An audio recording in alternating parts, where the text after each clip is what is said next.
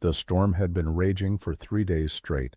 When Samuel Mackenzie first spotted the lone figure stumbling through the muddy fields toward his homestead, through the driving rain and howling wind, he could barely make out the silhouette of a woman clutching something close to her chest, her long black hair plastered against her face. She fought against nature's fury. Samuel had been checking the barn for leaks when lightning illuminated the prairie, revealing the desperate scene unfolding before him. Without hesitation, he dropped his lantern and rushed out into the tempest, his boots splashing through puddles that had formed where his wheat once grew. "Ma'am, over here!" he called out, though his voice was nearly swallowed by the thunder. As he drew closer, Samuel realized the woman was Native American, her traditional dress now soaked and torn from her journey. But what stopped him cold was what she carried, a small bundle that could only be an infant, wrapped in what appeared to be a blanket that had. The woman looked up at it with eyes that fear and despair. She spoke in her native tongue, words that Samuel couldn't, but her meaning was crystal. She needed help, and she needed it now. "Come on," Samuel said gently, extending his hand. "Let's get you both inside where it's warm." For a moment the woman hesitated. Samuel knew the tensions that existed between settlers and the local tribe. Trust was a rare commodity on the frontier, especially during these troubled times. But another crack of thunder and a particularly vicious gust of wind seemed to make up her mind. She took his hand. Samuel led them to his small cabin, a modest structure he'd built with his own hands after claiming this land 3 years prior. His wife, Martha, had passed the previous winter, leaving him alone with memories and a determination to make something of this harsh but beautiful country. Inside, he quickly stoked the fire while the woman and child dripped onto his wooden floor. The baby, he could see now, was maybe 6 months old, with dark hair and the most alert eyes he'd ever seen on such a young one. "You must be freezing," Samuel said, grabbing clean blankets his chest. "Here,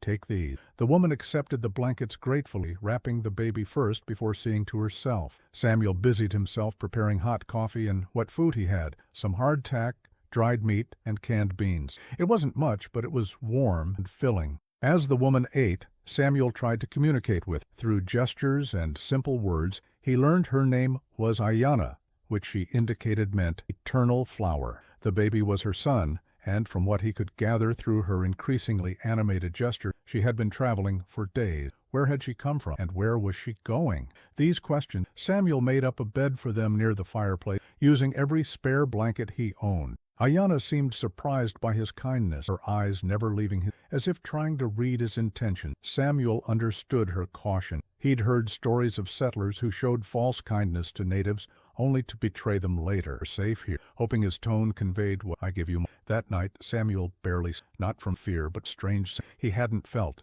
Every sound from storm made him wonder if there were others out there, the woman's family, searching for her in the darkness. Morning came with an eerie stillness. The storm had passed, leaving the world gleaming under the... Samuel rose quietly, his guest, and stepped the damaged his property. The sight that greeted made his blood spread across the eyes could see were warriors. Not dozens, hundreds. They sat motionless on their horses, arranged in perfect formation, their weapons clearly visible, but not drawn. Paint adorned their faces and bodies, and feathers decorated their hair. Some wore traditional clothing. Others had adopted elements of frontier dress, creating a striking blend of two worlds. Samuel's heart pounded as he tried to count them. 50, 100, 200.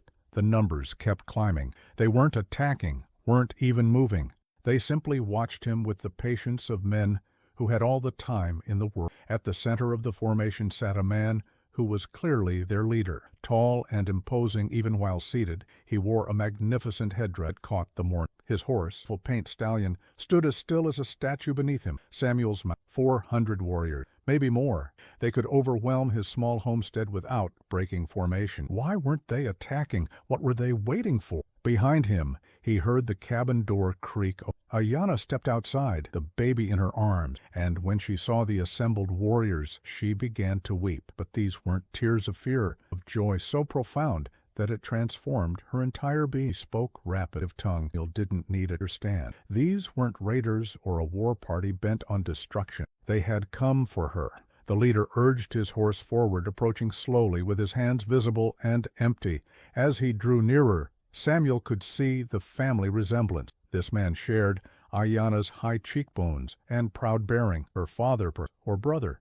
When he was close enough for conversation, the leader spoke in clear, accented English. I am Chief Standing Bear of the Ponca. You have my daughter and grandson. Samuel felt sweat beading on his forehead despite the cool morning air. Sir, she came to me in the storm. I only offered shelter. Chief Standing Bear studied Samuel for a long moment, his dark eyes taking in every detail. Then he dismounted, moving with the fluid grace of a natural horseman. He was even more imposing up close, easily 6 feet tall, with shoulders that spoke of years of wielding bow and lance. Tell me what happened, said simply. So Samuel did. He told of the storm, of finding Ayana lost, desperate. He spoke of the warm fire, the food, the safety he had offered without question or expectation of reward. As he spoke, he noticed the Chief Standing Bear's expression changing, the hard lines around his eyes. When Samuel finished his account, Ayana stepped forward and spoke rapidly in their native. Samuel caught a few repeats, and though he didn't understand their meaning, he could hear the emotion. Chief Standing Bear listened intently, occasionally asking questions that Ayana answered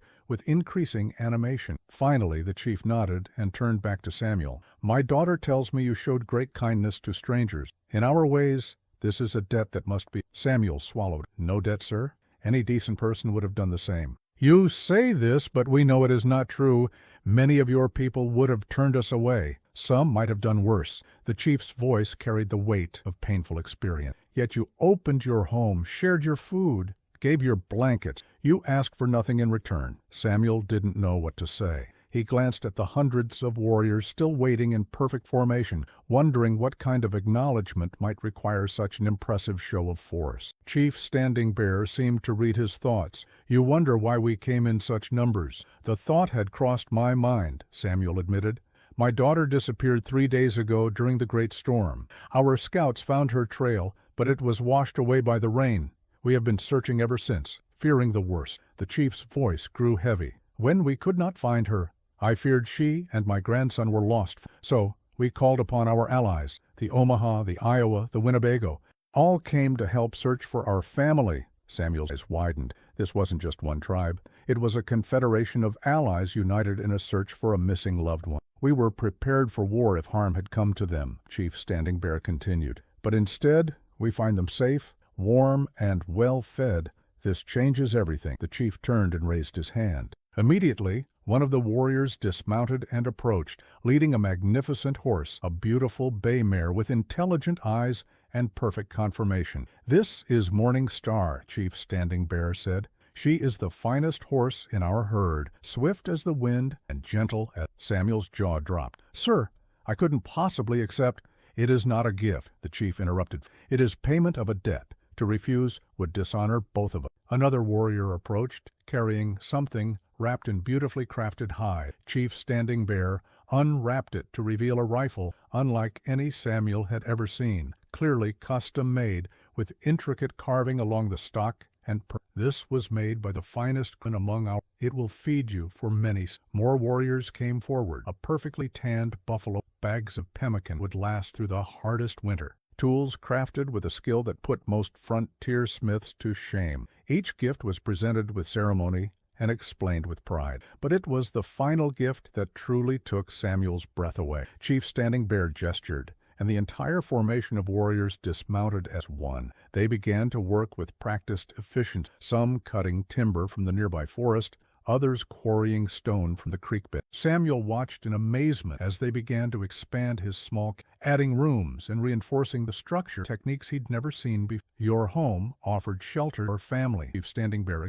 Now our people will make it worthy of generosity. The work continued throughout the day. Samuel found himself working alongside men he'd been taught fear, learning techniques passed down through generations. They showed him how to weave thatch that would turn away even the fiercest storm, how to bank earth around a foundation to keep the cold at bay. As the sun began to set, what had started as a simple cabin had been transformed into a substantial, strong wall, a proper roof, and even a separate structure storing grain and equipment. But perhaps more important, something else had been built that, through shared work and broken conversation, Samuel learned about the people he'd only known through fearful stories. These weren't the savages described in frontier newspapers. They were farmers and hunters, parents and grandparents, people who loved their families and worked to build better lives, just like him. Chief Standing Bear approached Samuel as the work neared completion. "There is one more gift," said quietly. Samuel couldn't imagine what more they could possibly give.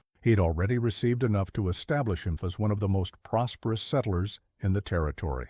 "Knowledge," he said simply. "This land you farm, it has moods, seasons, secrets. My people have learned its ways for many generations. We will teach you how to read the sky for weather, how to plant so the earth gives freely, how to live with the land instead of fighting against it." Over the following weeks, true to their word, members of the various tribes visited Samuel's homestead regularly. They taught him which plants could heal illness and which one could poison. They showed him how to read animal signs to predict harsh weather and how to preserve meat so it would last through the longest winter. Old Woman Singing taught him to identify the plants that could heal fever and mend wounds. Young Wolf showed him how to track game and set snares that wouldn't fail. But it was Ayanna herself who became his most frequent teacher, helping him learn enough of her language to communicate more effectively with his new neighbors. The baby Little Running Bear, as Samuel learned he was called, became a frequent visitor to the homestead. Samuel found himself looking forward to these visits more than he cared to admit. The child's laughter filled spaces in his heart that had been empty since Martha's passing. As autumn approached, Samuel realized his life had changed in ways he could never have imagined. The lonely widower who had struggled to scratch a living from the harsh prairie had become part of something larger, a community that transcended the boundaries of race. His crops, planted using the techniques he'd learned, were the finest in the territory. His expanded homestead was warm and comfortable, designed to withstand whatever weather the plains could deliver. Most importantly, was no longer alone. The night before winter's first snow, Chief Standing Bear paid a final visit of the season.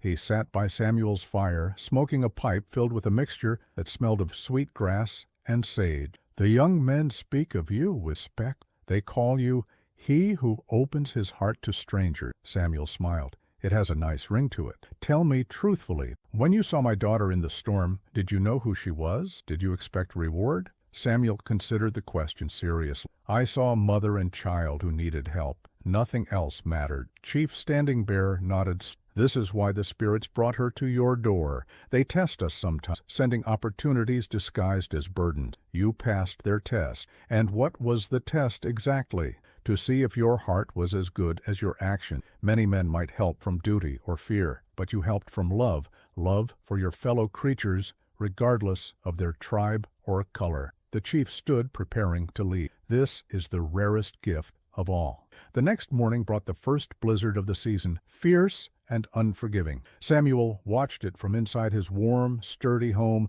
grateful for the techniques he'd learned about weatherproofing. His larder was full of food prepared using methods passed down through generations. His animals were safely sheltered in the expanded barn. But as he sat by his fire, thinking about the extraordinary chain of events that had brought him to, Samuel realized the greatest gift hadn't been the house or the horse, or even the knowledge that would help him thrive in this harsh land. The greatest gift had been the discovery that fear and prejudice were poor substitutes for understanding, that kindness could bridge any divide, and that sometimes you open your heart to help one person, you end up transforming an entire community. Spring came early that year, melting the snow and revealing the first green shoots of new life. Samuel stood outside his homestead, watching Ayanna approach with Running Bear, now taking his first wobbly steps. Behind them came other families, some from the various tribes, and some settlers who had heard stories of the amazing cooperation